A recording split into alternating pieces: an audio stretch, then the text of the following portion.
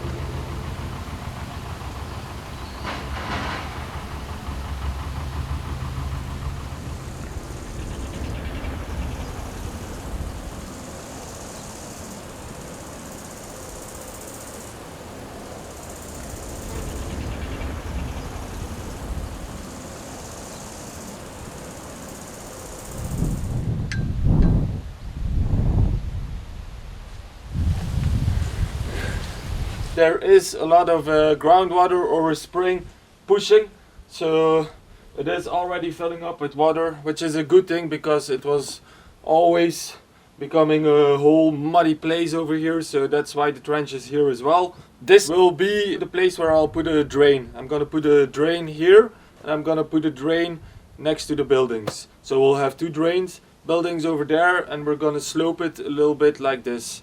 So any water will go into this drain coming from up or coming from the buildings, and if it's too much, then the second drain next to the buildings will take up the slack. So this is almost exactly how I want it, just the depth is not there yet. Now I just wanted a shallow trench, and when I make the drain trench I'm gonna do it more up to depth.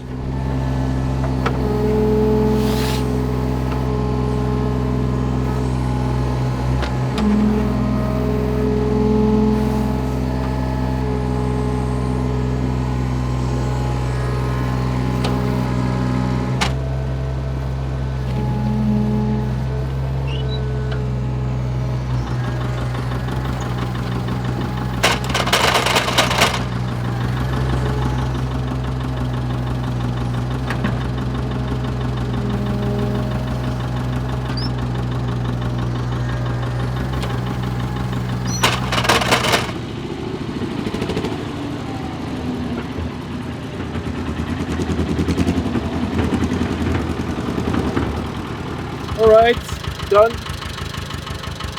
Trench goes from all the way on the right, behind the barns, up, all the way towards there.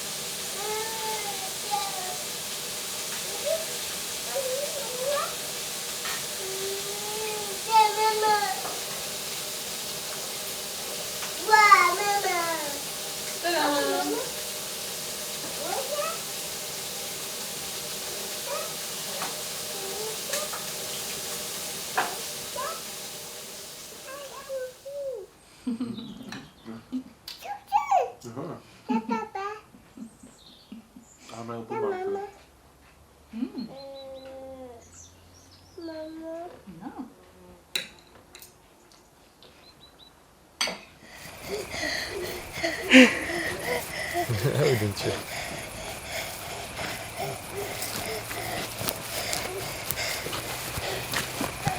Ja. Voilà, Pim Pim. Kijk, Odin. Ja. Wow. Odin, blijf maar hier. Kom, Odintje, hier blijven. Ja. Ja. Papa, mama. Papa, papa. Bye bye Odin. Bye bye Odin.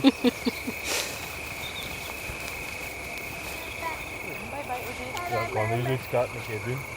Die dat nog dingen zoals zo'n soks maken.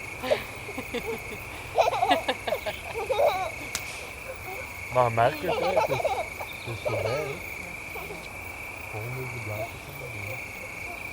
Die al zien. Ja, Odin.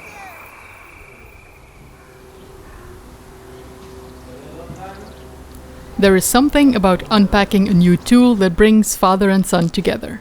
Last time we got to know Mammotion's Luba 2, a mower that took care of our challenging lawn with ease, and today Mammotion is sponsoring us with something new from their range, the Yuka, a lawn sweeping mower that lets you mow, sweep and empty its contents wherever you want.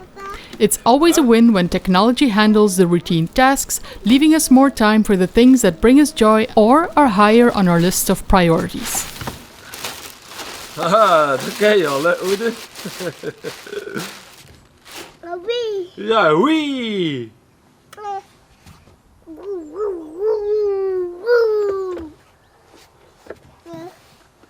Papa.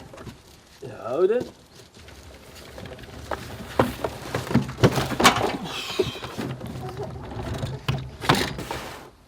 Oké, Odin.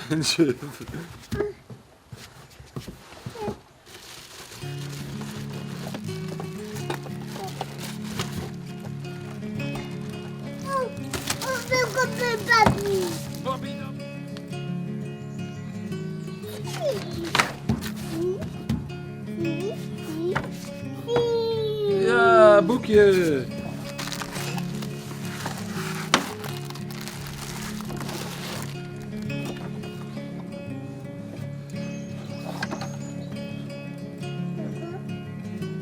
Let's install the battery, Mr. Odin. Ja. Ja, goed jongen.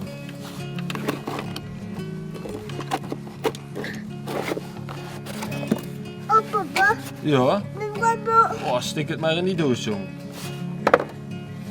This is a second battery that you can install if you get the sweeper accessory, because it needs power as well.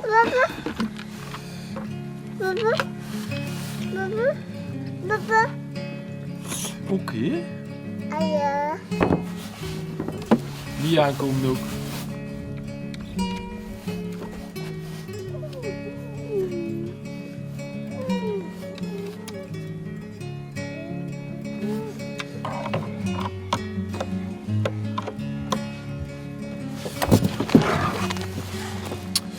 Now we have to put this on, Mr. Odin.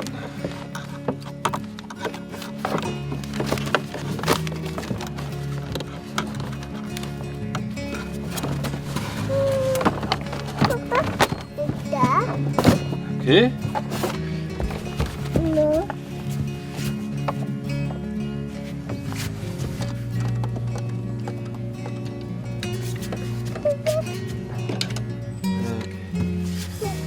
Done. This. If you get the sweeper attachment, it needs a counterweight.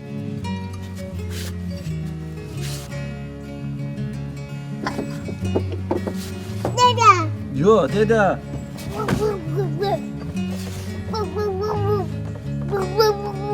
Ja.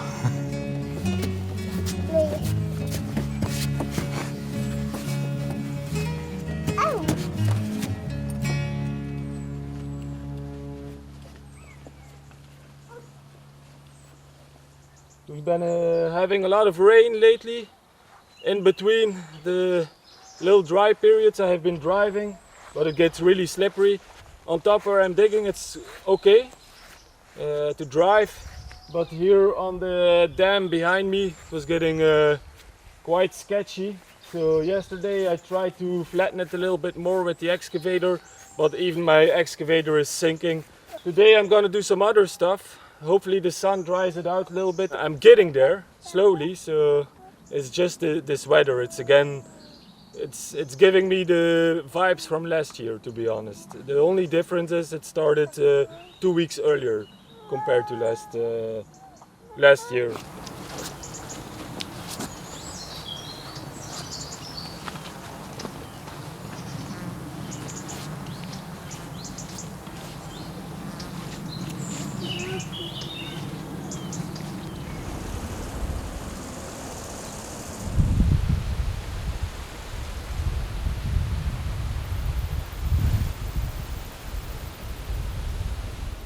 The Yuka with a sweeper back, so just like a normal lawnmower, this one will take up your grass clippings and leaves and everything.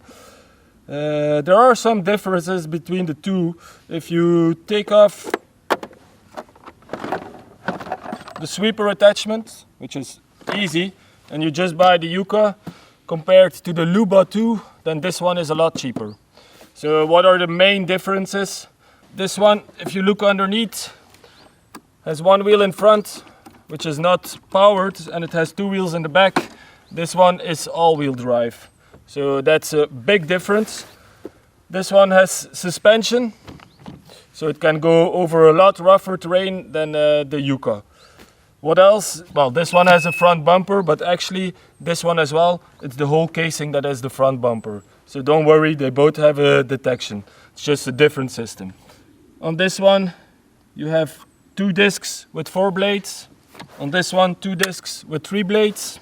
This one you can set your height electronically through the app, and there's 2 motors that will lower.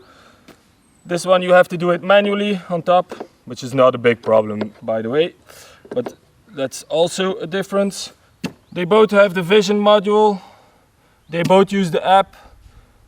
They both use the RTK station. So in terms of technology, they almost have the same thing. Another thing that's new, and this one is actually very nice, is for the RTK station. If you remember, I put it up on the wall, so it has a free view of the sky, what it needs to have, very important. But the problem is sometimes your ideal location doesn't have power, because this needs power. So they came out with a solar panel, with a battery inside. So even if it's like, I think 14 days of bad weather, it will still have power, this one. Very nice, this edition. I have power over there, but I'm gonna use it and I'm gonna test it and see what it does in a year or so. I can let you guys know.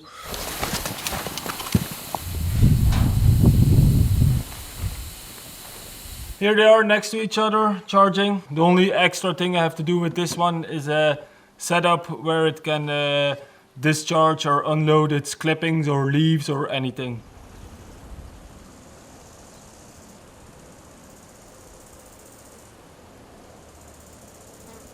In video 50 you see me doing this, mapping around the yard. It's easy with the app. You just create a map, go around the edge, what you want the mower to mow. Now I'm just gonna set up a no-go zone so it doesn't go underneath this caravan or it doesn't go too close to the tree. It's all in there. Create area, no-go zone channel, dumping spot, pattern. So whatever you want, easy. You click it, it'll tell you what to do. Start mapping a no-go zone. And then you manually drive around. You know what surprises me the most is the Yuka is not a 4-wheel drive, but it just went around this just fine.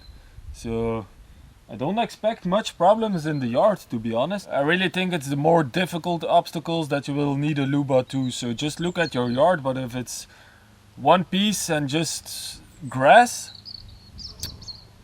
without too many sharp objects where it has to go over, then it will just do fine. Start mapping a channel.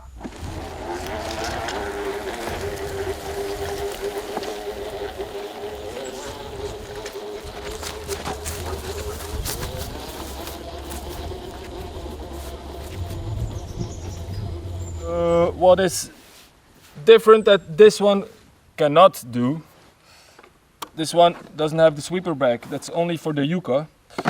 So when fall is here and you want to pick up leaves, for example, or grass clippings during the summer, you can just put the attachment on. Very easy, by the way, guys, you just saw me do it. Click in the cable and you tell it to go mow your lawn, and just like a normal regular lawnmower, it will pick up the clippings. Once it's full, there is a sensor inside. It will go to the place you have designated. A motor will lift it up and will empty the bag. Very simple.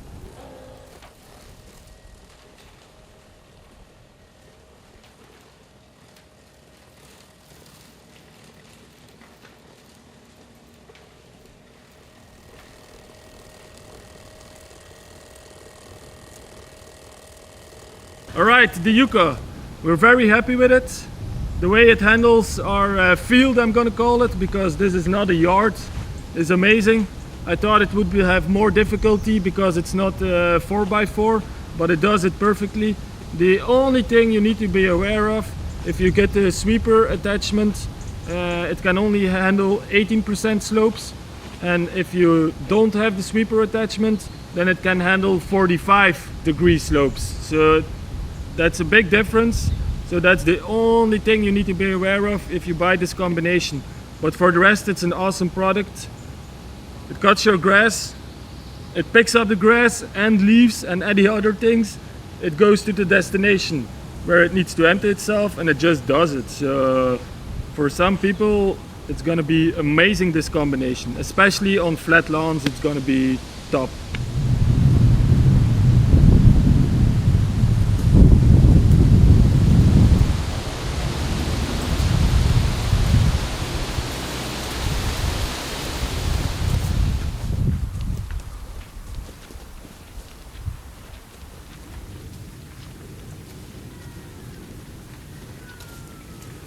Okay. Let's go home.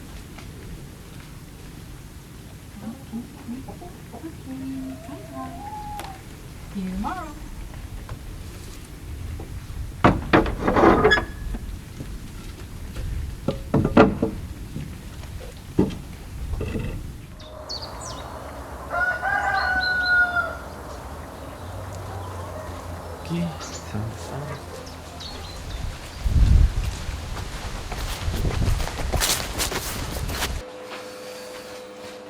Okay, this will be my little corner for today.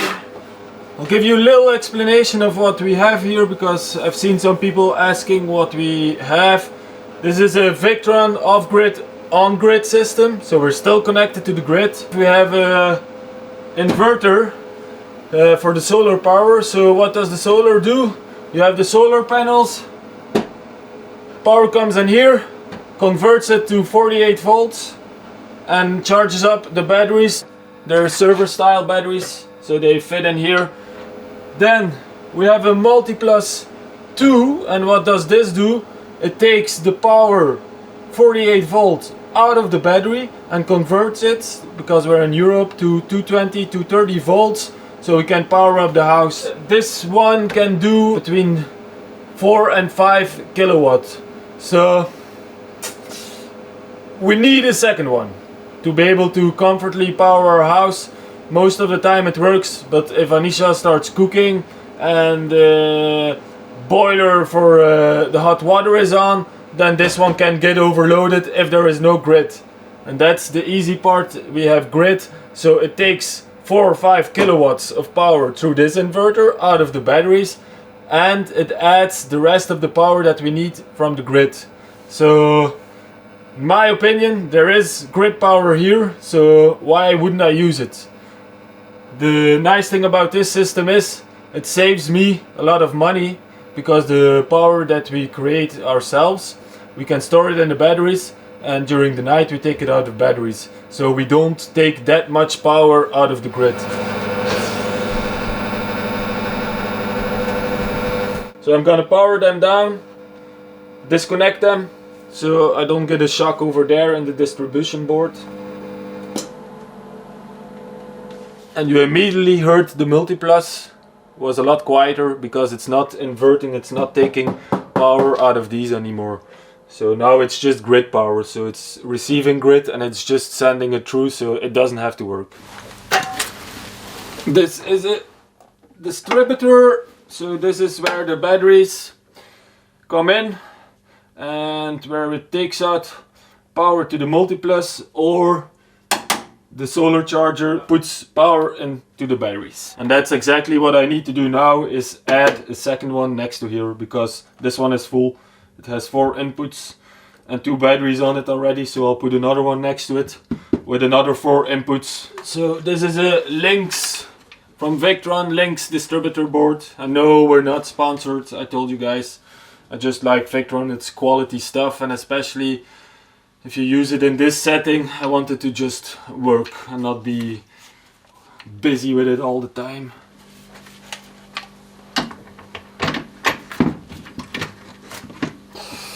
There we go.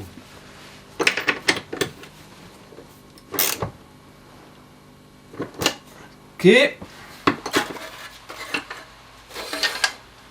So battery connected, plus the minus connected. The fuse is in. If there's anyone watching and seeing that I do something wrong, please let me know. I'm not an electrician, so never will claim to be one. So if I make mistakes, please let me know, so I can rectify them before I have a fire or something. My bed, I'll do it like this. And then we'll connect minus plus in series. Okay, so I'll need to shut off the power again because there is 48 volts on those cables coming from the multiplus. So I think shut off power, connect those 2 cables from the multiplus, connect the battery, turn the system on, and hope it doesn't go boom.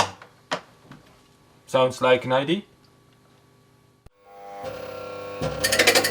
So it seems to be working okay. I'm gonna check the settings, but these batteries are not on. So it is working on the Power Queen batteries, and it is taking output 3000 watts of power, so that's pretty good.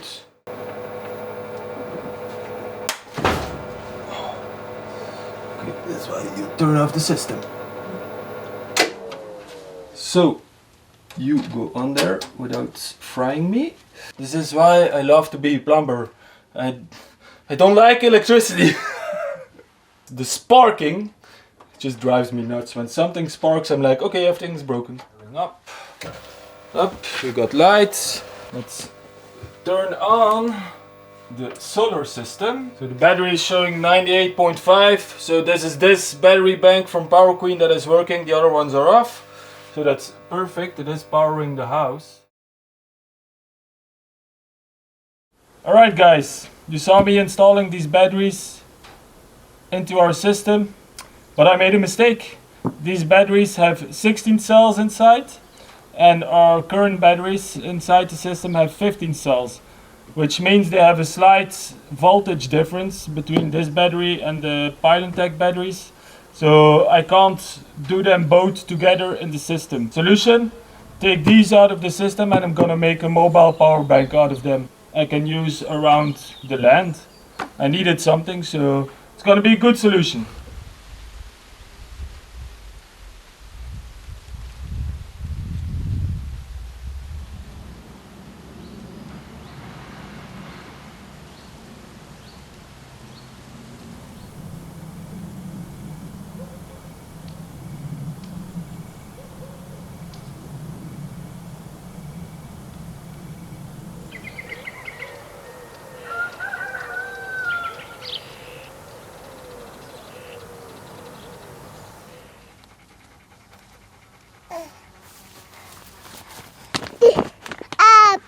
Papa. Papa. Ay. Ay. Oh, Papa. Oh.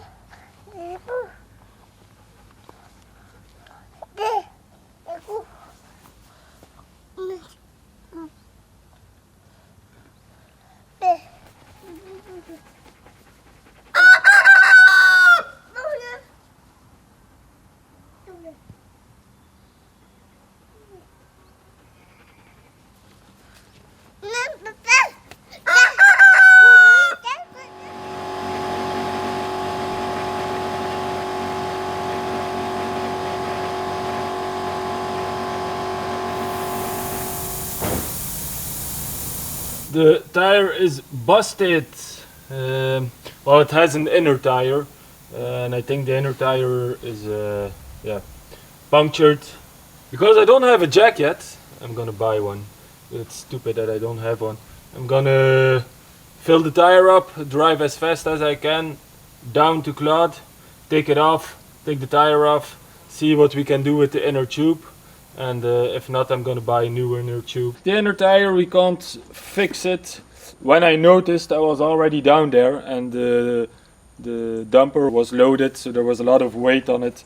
So there was a nail in it, you could still see it, punctured the tire in a few places. So there's no point in trying to fix these. And also it is too big. And how can you see that? Claude showed me the inner tire has these folds in it. And that means it's too big. And if we held it next to it, you could actually see it. So it's not going to be bad to get a new one inside.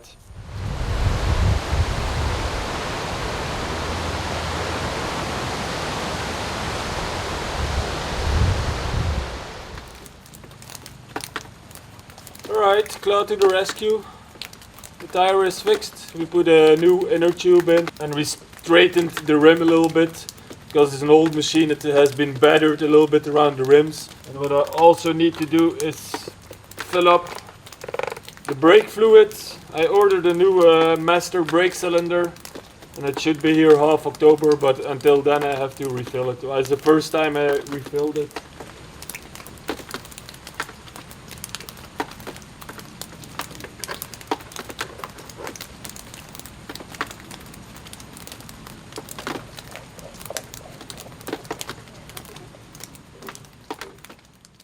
The trench that I dug all the way around is doing its job. It's collecting most of the water and I haven't had to empty it yet, so that's okay. But you can see a lot of puddles and it's quite slippery. It's a little bit drier today. I'm just gonna give it a go and see how it goes in the yard and on the dam.